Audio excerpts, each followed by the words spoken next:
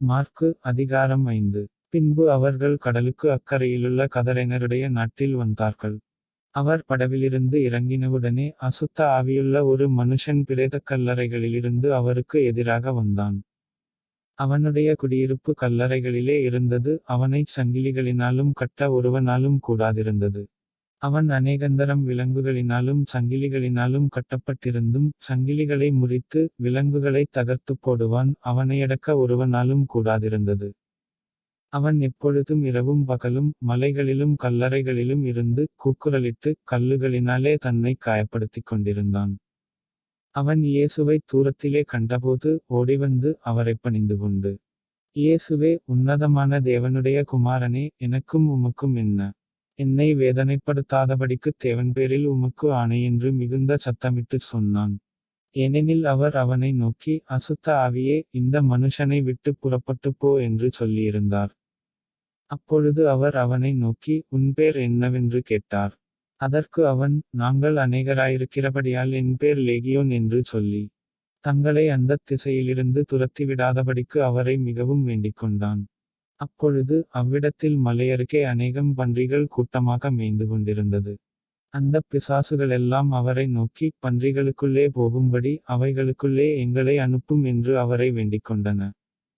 இயேசு அவைகளுக்கு உத்தரவு கொடுத்தவுடனே அசுத்த ஆவிகள் புறப்பட்டுப் பன்றிகளுக்குள் போயின. உடனே ஏறக்குறைய 2000 பன்றிகளுள்ள அந்தக் கூட்டம் உயர்ந்த மேட்டிலிருந்து ஓடி, கடலிலே பாய்ந்து, கடலில் அமிழ்ந்து மாண்டது. பன்றிகளை மேய்த்தவர்கள் ஓடி, இதைப் பட்டணத்திலும் சுற்றுப்புறங்களிலும் அறிவித்தார்கள். அப்பொழுது சம்பவித்ததைப் பார்க்கும்படி ஜனங்கள் புறப்பட்டு இயேசுவினிடத்தில் வந்து, லேகியோனாகிய பிசாசுகள் பிடித்தவன் வஸ்திரந்தரித்து உட்கார்ந்து புத்தி தெளிந்திருக்கிறதைக் கண்டு பயந்தார்கள். பிசாசுகள் பிடித்திருந்தவனுக்கும் பன்றிகளுக்குச் சம்பவித்ததைக் கண்டவர்களும் அவர்களுக்கு விவரமாய்ச் சொன்னார்கள். அப்பொழுது தங்கள் எல்லைகளை விட்டுப்போகும்படி அவரை வேண்டிக்கொள்ளத் தொடங்கினார்கள். அப்படியே அவர் படவில் ஏறுகிறபொழுது பிசாசு பிடித்திருந்தவன் அவரோடே கூட இருக்கும்படி தனக்கு உத்தரவு கொடுக்க அவரை வேண்டிக்கொண்டான். இயேசு அவனுக்கு உத்தரவு கொடாமல், நீ உன் இனத்தாரிடத்தில் உன் வீட்டிற்குப் போய், கர்த்தர் உனக்கு இறங்கி உனக்குச் செய்தவைகளையெல்லாம் அவர்களுக்கு அறிவி என்று சொன்னார்.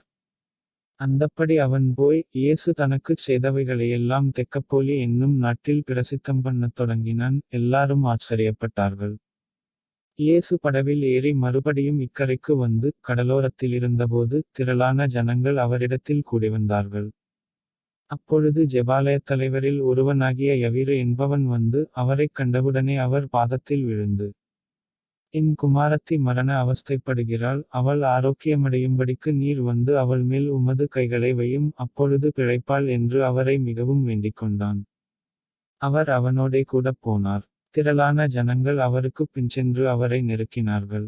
அப்பொழுது 12 வருஷமாய்ப் பெரும்பாடுள்ள ஸ்திரீ, அநேக வைத்தியர்களால் மிகவும் வருத்தப்பட்டு, தனக்கு உண்டானவைகளையெல்லாம் செலவழித்தும் சற்றாகிலும் குணமடையாமல் அதிக வருத்தப்படுகிறபொழுது, இயேசுவைக் குறித்துக் கேள்விப்பட்டு, நான் அவருடைய வஸ்திரங்களையாகிலும் தொட்டால் சொஸ்தமாவேன் என்று சொல்லி, ஜனக்கூட்டத்துக்குள்ளே அவருக்குப் பின்னாக வந்து அவருடைய வஸ்திரத்தைத் தொட்டாள்.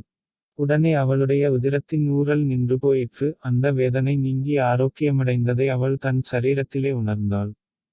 உடனே இயேசு தம்மிலிருந்து வல்லமை புறப்பட்டதைத் தமக்குள் அறிந்து, ஜனக்கூட்டத்துக்குள்ளே திரும்பி, என் வஸ்திரங்களைத் தொட்டது யார் என்று கேட்டார்.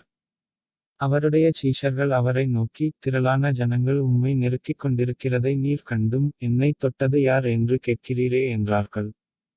இதைச் செய்தவளைக் காணும்படிக்கு அவர் சுற்றிலும் பார்த்தார். தன்னிடத்திலே சம்பவித்ததை அறிந்த அந்த ஸ்திரீயானவள் பயந்து நடுங்கி அவர் முன்பாக வந்து விழுந்து உண்மையையெல்லாம் அவருக்குச் சொன்னாள். அவர் அவளைப் பார்த்து, மகளே, உன் விசுவாசம் உன்னை இரட்சித்தது. நீ சமாதானத்தோடே போய் உன் வேதனை நீங்கி சுகமாயிரு என்றார். அவர் இப்படிப் பேசிக் கொண்டிருக்கையில் ஜெபாலயத் தலைவனுடைய வீட்டிலிருந்து சிலர் வந்து, உம்முடைய குமாரத்தி மரித்துப் போனால், இனி என் போதகரை வருத்தப்படுத்துகிறீர் என்றார்கள்.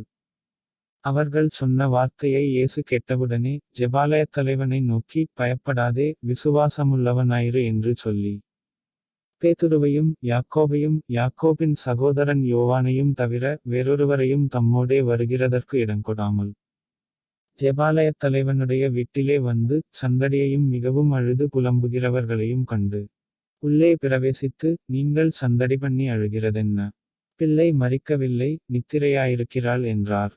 அதற்காக அவரை பார்த்து நகைத்தார்கள். எல்லாரையும் அவர் வெளியே போகப்பண்ணி, பிள்ளையின் தகப்பனையும் தாயையும் தம்மோடே வந்தவர்களையும் அழைத்துக் கொண்டு, பிள்ளையிருந்த இடத்தில் பிரவேசித்து, பிள்ளையின் கையைப் பிடித்து, தலித்தா கூமி என்றார். அதற்குச், சிறுபெண்ணே எழுந்திரு என்று உனக்குச் சொல்லுகிறேன் என்று அர்த்தமாம்.